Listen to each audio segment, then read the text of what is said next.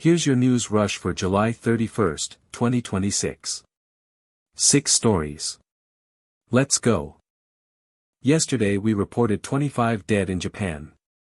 Today the Kumamoto prefectural government says the toll has climbed to 34. Crews are still working at the Aeon Mall in Kashima, where a gas explosion followed Tuesday's magnitude 7.1 earthquake and part of the building came down. At a nearby paper factory, officials say a collapsing chimney killed 5 people, while 7 others were pulled from the debris alive. That is why crews are still digging. The gap between those two numbers is what a search actually is, and after 4 days it narrows every hour. A Spanish city of 80,000 people just absorbed a crowd almost as large as itself. Ceuta's president Juan Jesus Vivas says around 60,000 people have entered the enclave from Morocco during this crisis, and Spain has deployed its military to the border. Reports say at least 18 people died, many of them drowned, others killed in the crush at the Tarajal beach breakwater. But be careful with that number. Outlets are reporting 9, 18 and 34 deaths within the same day, which usually means the count is still moving.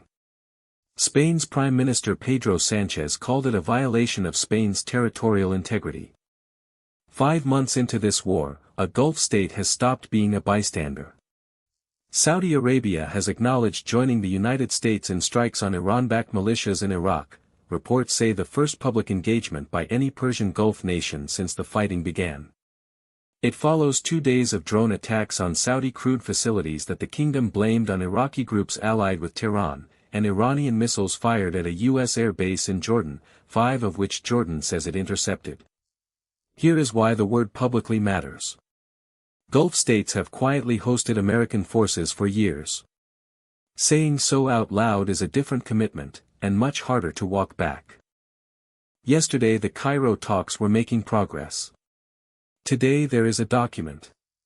The Board of Peace says Hamas has agreed to a detailed roadmap covering disarmament and an Israeli withdrawal from Gaza, after President Trump said an agreement had been reached for Hamas to begin disarming, though he gave no details.